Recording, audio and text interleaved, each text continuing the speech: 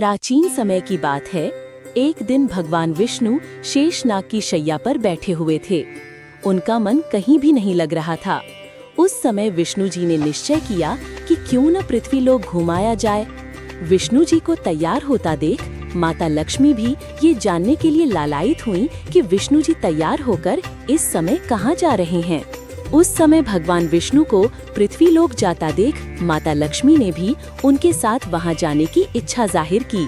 उस समय विष्णु जी ने माता लक्ष्मी का आग्रह स्वीकार करने के लिए एक शर्त रखी और उनसे कहा कि अगर वो पृथ्वी लोक विचरण करने जाना चाहती हैं, तो किसी भी हाल में उत्तर दिशा की तरफ न देखें। माता लक्ष्मी ने विष्णु जी की ये बात मान ली और दोनों खुशी से पृथ्वी लोक की तरफ चलने लगे। माता लक्ष्मी जब विचरण करते हुए भगवान विष्णु के साथ पृथ्वी लोक पहुंची, तब धरती पर सुबह थी। उस समय पृथ्वी पर बारिश की वजह से मौसम बहुत अच्छा था। धरती पर खूबसूरत नजारा देखकर माता लक्ष्मी बहुत प्रसन्न हुई और भगवान विष्णु की वो शर्त भी भूल गईं, जिसमें उन्होंने माता लक्ष्मी को उत्तर दिशा की तरफ देखने को मना किया था।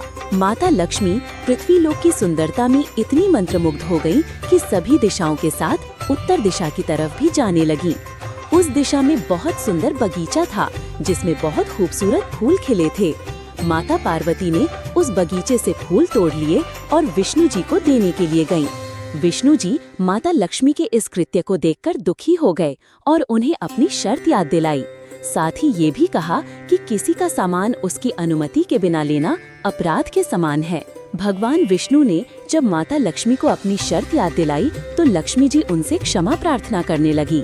माता ने भगवान विष्णु से बोला कि वो उन्हें माफ कर दें और इस गलती का कोई दंड न दें।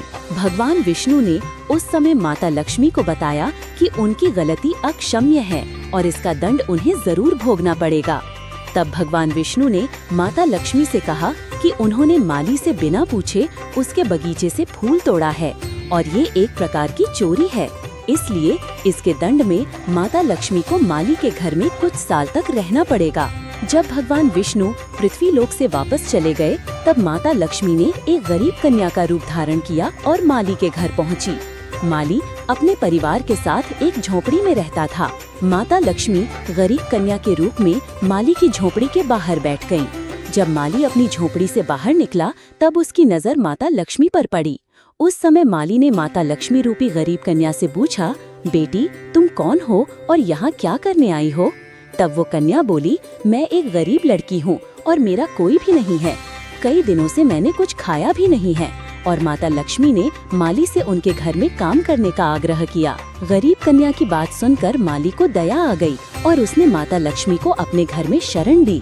माली ने माता लक्ष्मी को अपनी बेटी के रूप में स्वीकार कर लिया। माली उस गरीब कन्या को अपने घर के भीतर ले आया और अपनी पत्नी से बोला, आज से ये कन्या इस घर में उनकी बेटी बनकर रहेगी। यह सुन माली की पत्नी भी प्रसन्न हो गई। अगले दिन से ही माली को अपने काम में बहुत ज्यादा लाभ होने लगा। उस समय माली को इस बात का एहसास हुआ कि वो तो रोज की ही तरह मेहनत कर रहा है, लेकिन उसका फल बहुत ज्यादा मिल रहा है।